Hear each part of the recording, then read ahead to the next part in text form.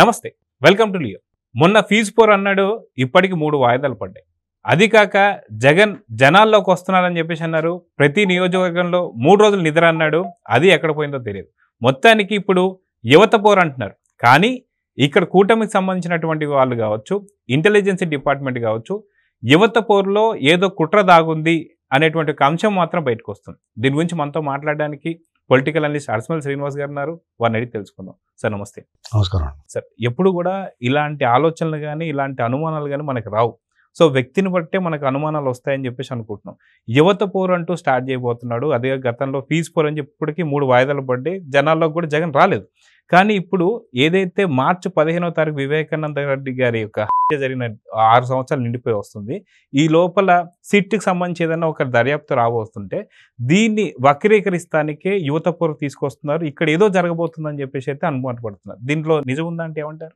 ఇప్పుడు జగన్మోహన్ రెడ్డి బయట రాలేదనుకోండి, ఓ రకం కూటమి ప్రభుత్వం కూడా పెద్ద పట్టించుకోరు. చూస్తున్నాం కదా, పెద్ద పట్టించుకోవట్లేదు, సీరియస్గా లేదు. మిగతా కార్యక్రమాలతో పాటు దీన్ని చేస్తున్నారు తప్ప ప్రత్యేకించి వీళ్ళ సంగతి చూడాలరా అన్నట్టుగా వీళ్ళ మీద కాన్సన్ట్రేట్ చేయలేదు. ఈయన ఇలాంటి పనులు చేస్తారు. అర్థమైందా మీకు? పైగా జగన్మోహన్ రెడ్డి కనపడినంతకాలం వాళ్ళు చేసిన కుట్రేటి టీడీపీలోనే అంతర్గతంగా ఇబ్బంది పెట్టాలనుకుంటున్నారు కదా, వాళ్ళకి పెట్టాలనుకుంటున్నారు కదా, అది సాగుద్ది. ఎప్పుడైతే జగన్ రెడ్డి ఏదో వంకన బయటకు వచ్చాడనుకున్నాయి, వీళ్ళందరూ కూడా అతను మాట్లాడిన మాటలకి ట్రోల్ అవుతాడు, లేకపోతే వాళ్ళందరూ జైల్లోకి వెళ్ళి కలుసుకున్న వాళ్ళు అలాంటి కలుసుకున్నాడు, నందిగం సురేష్, బోరగడ్డ అనిలో, లేకపోతే వల్లభనేని వంశీ అలాంటి కలుస్తున్నాడు. వాళ్ళు ఏమైనా ఉత్తమ పురుషులా? ఇప్పుడు సాధారణంగా పురుషుల్లో ఉత్తముడు, మధ్యముడు, అధముడు అని ఉంటారు. 3 రకాలుగా కేటాయించారు. పురుషుల్ని కేటగరైజ్ చేశారు. ఉత్తమ పురుషుడు, మధ్యముడు, అధమ పురుషుడు అని. కానీ వీళ్ళందరూ అధమాధములు. అధములు కూడా కాదు, అధమాధములు. అధముల కంటే అధములు. అటువంటి వాళ్ళని ఎవరు పరామర్శిస్తాడో అంతకన్నా అధముడు పరామర్శిస్తాడు. అంతే కదా, లైక్ మైండెడ్, ఒకే భావజాలం ఉన్నవాళ్ళు. ఇలాంటి పరిస్థితుల్లో అతను బయటకు వస్తే ఏమవుతుంది? ఫుల్ ట్రోల్ అవుతున్నాడు. అతను ఏం మాట్లాడుతున్నాడు అతను తెలియట్లే. పచ్చి అబద్ధాలు, మళ్ళీ మానిని గాయం కెలుగుతున్నాడు అతను. జనాలందరికీ కొంచెం గాయం మాంతా ఉంటుంది. కాలం గడిచి కొద్ది ఏమవుతుందంటే, కాలం చేసిన గాయమైనా, మనిషి చేసిన గాయమైనా ఆ గాయం కొద్దిగా మాను పడుతుంది. కాలం కూడా మనిషిని మరిపిస్తుంది. అది ఇతను బయటకు వచ్చి కనపడగానే మళ్ళీ అది గుర్తుకొస్తుంది అందరికి. కాబట్టి అతను రావాలని కోరుకోవాలి మీరు. ఫీజు పోరా, లేకపోతే యువత పోరా, ఏ పోరా అన్నా కానీ ఏ మొహం పెట్టుకొచ్చి పోరని చెప్తాడండి. ఫీజు రియంబర్స్మెంట్ అని బకాయిలు పెట్టేసి వాళ్ళు అందరికీ ఎగ్గొట్టేసి వాళ్ళు సర్టిఫికేట్లు తెచ్చుకోలేక నానా బాధలు పడిన వాళ్ళకి వీళ్ళు సాల్వ్ చేస్తున్నారు. కాలేజీలకి నేరుగా కడుతున్నారు డబ్బులు. ఏంటండి, వాళ్ళు కూర్చోబెట్టి మాట్లాడుతున్నారు, బాబు మీరు పలానప్పుడు కడతాం, మీరు ఇబ్బంది పెట్టకంటారు బాబు పిల్లలని. ఇప్పుడు ఎగ్జామ్స్ రాస్తున్నాడు, ఎవడన్నా మాకు హాల్ టికెట్లు రాలేదు, అది రాలేదు, ఇది రాలేదు అని ఎవడన్నా మాట్లాడుతున్నాడా? చెప్పండి మీరు. మరి జగన్మోహన్ రెడ్డి అయ్యామని ఎంతమంది గోలెట్టివారు? కాబట్టి అతను చరిత్ర ముగిసిందండి. అతని కథ ముగిసింది. అతను గతించిన గతం, అది గతించిన అంశం. జగన్మోహన్ రెడ్డి అనేటువంటి వాడు ఇంకా మనకి ఏం ఊసిపోక అతని గురించి మాట్లాడుకుంటున్నాం, కానీ అతని కథ ముగిసింది. వీళ్ళు రేపో మాపో అతను కారాగారానికి ప్రయాణం అవ్వటమే తప్ప వేరే పెద్ద సంచలనమైన వార్తలు ఏం చూడాల్సిన అవసరం ఉండదు, రాదు కూడా. అతను ఏ సంచలనం చేస్తాడు? ఈ ప్రభుత్వం ఏం తప్పు చేసిందని మాట్లాడతాడు అతను.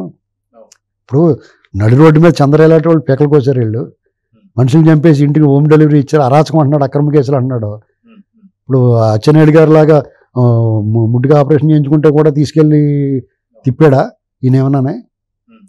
చెప్పండి. కాబట్టి అరాచకం ఏం చేయట్లేదు వీళ్ళు. అవినీతి, వీళ్ళకి మళ్ళీ భూములు కొలగొట్టే ఉద్యోగులు పిఎఫ్ ఫండ్లకి మళ్ళీ ఇచ్చేసి కొలగొట్టేలేదు కదా. ఇసుక ఫ్రీ, మద్యం పాలసీ మార్చి ఓపెన్గా మార్కెట్లో మీ స్టూడెంట్ అమ్ముకుంటారు బాబు, డబ్బు కట్టేసి ప్రభుత్వానికి అని చెప్పేసి ఓపెన్గా డిజిటల్ పేమెంట్, అందులో స్కీములు ఏమి ఉండవు. ఇంక దేని మీద పెడతాడు? ఇప్పుడు ఏదన్నా మనం ఏదైనా జరగాలి కదా. అసలు ఇప్పుడు ఖజానా అంతా ఖాళీ అయిపోయింటే అందులో ఏం దొబ్బుతారు వీళ్ళు? ఎప్పుడు ఇలా అలాగే చెప్తున్నారు. వాళ్ళు దొబ్బుదాం అనుకున్నా కానీ దొబ్బుదాంగా ఉండదు అక్కడ. వాళ్ళు జైలు డబ్బులు పెట్టాల్సి వస్తుంది. ఇప్పుడు మీ దగ్గర 50,000 ఉన్నాయండి, మీ యజమాని మీకు 60,000 పని చెప్పాడు, అందాక మీ దగ్గర 10,000 ఖర్చు పెట్టి తర్వాత తీసుకుందాం అనుకుంటారు కదా. ఇంకా 50,000 దొబ్బుదానికి ఉండదు మీకు. అంతే, ఇదే అంతే. అయితే దీన్ని దాచిపెడటానికి ఏదైతే మార్చి 15వ తారీఖు వివేకానంద రెడ్డి కేసు కావచ్చు, మొన్న రంగన్న చనిపోయిన దాని మీద రీపోస్ట్ మార్టం చేసి దాని మీద ఒక నివేదిక రాబోతుంది. అయితే ఖచ్చితంగా కుట్ర దాగుంది కాబట్టి దీన్ని కప్పిపెడటానికి ఫీజు పోరు అని ఏదైతే యువత పోరు తీసుకురావడం, దాంట్లో యువత మీద కుట్ర జరిగాయి అంటే ఎవరైనా హత్యలు చేసే ఇప్పుడు ఇలాగే ఇతను ఏదన్నా కౌంటర్ అటాక్ చేస్తే వాళ్ళు ఆగుతారు అనుకుంటాం. వాళ్ళు ఏం తింగిరి వాళ్ళు ఏమన్నా కుటుంబం వాళ్ళు డెఫినెట్గా ఇతనికన్నా తెలివైన వాళ్ళు. ఇతనే బుర్ర బుద్ధి లేనివాడు, వివేకహీనుడు, విద్యాహీనుడు, విజ్ఞానం అసలు లేనివాడు, అసలు పరిపాలన ఎలా చేయాలో సభా మర్యాద తెలియనివాడు, సమాజంలో ఉండడానికి అర్హత లేనివాడు. అతనికి మనం పిచ్చోళ్ళం కాబట్టి ముఖ్యమంత్రిని చేసేసాం, అంతకన్నా సన్నాసులం కాబట్టి మనం ఏంటండి. ఇప్పుడు అందరికీ ఒకసారి క్షవరం అయిన తర్వాత వివరం వస్తుంది కదా, ఇప్పుడు వచ్చింది. ఈ కూటమి ప్రభుత్వంలో కానీ డెఫినెట్గా వాళ్ళు చాలా తెలివైన వాళ్ళు. ఇతను నోరు కిక్కరం అన్నెవరు అర్థమైందండి. ఇతను ఎగరనిస్తారు, ఎగరనిందరు కాళ్ళు కరాటం పెడతారు, దెబ్బేళ్ళు పడతారు, లోపలికి వెళ్ళిపోతారు డైరెక్ట్గా. అప్పుడు 1,00,000 వచ్చేస్తాయి. అందరికీ 100 వస్తున్నాయి పీటీ ఇవ్వాలంటే ఇతను 1,00,000 వస్తాయి. ఏదైనా 1,00,000 కోట్లైనా 1,00,000 కోట్లు కొట్టేస్తాడు, లక్షల మీద కొట్టేస్తాడు. ఈ కేసులు కూడా లక్షల మీద ఉంటాయి. ఏమని మళ్ళీ మీరేం డోంట్ వర్రీ, కొంచెం లేట్ అయింది. అందరూ తిట్టుకుంటున్నారు చంద్రబాబు గారిని, కూటమి ప్రభుత్వం. నేను కూడా అంటున్నాను, మనం అన్నా కానీ మనకు అందరూ కూడా పొద్దున్న శాంతాక మాట చేసినా కానీ సాయంత్రం మంచి పరమాన్నం పెడతారు వీళ్ళు. ఏమనుమానం లేదు. సో చూద్దాం సార్, మొత్తానికి యువత పోరులో ఎటువంటి కుట్రలు ఏముండవండి, తోలు తీసేస్తారు పోలీసులు. ఇతను చెప్తే చేసి కూడా ఉండాలి కదా. ఇప్పుడు ఆ గ్యాంగ్ అందరూ చాలా మంది పారిపోయారు, వ్యవస్థలు లేవు ఇప్పుడు. అతని చేతిలో ఎవడున్నాడండి, అందరూ పారిపోతుంటేనే. ఆడ కూడా ఉన్న తోడు దొంగ పారిపోయాడు కదా. ఆ ఉన్నవాళ్ళు కూడా వస్తే వాళ్ళని కూడా లోపల వేస్తారు. ఎందుకు వచ్చిన కూడా బాబు అని రారు వాళ్ళు. వచ్చారా అవుట్.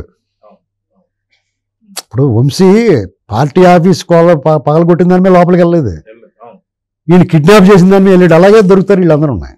వీళ్ళు అసలు నేరాల్లో కాకుండా కొత్త నేరాలు చేసి దొరుకుతారు, పాత నేరాలు అప్పుడు తీస్తారు ఇతనికి. చూసారా అది. సో చూద్దాం సార్ ఏం జరగబోతుంది. నమస్తే. Please subscribe to Leo News for more videos.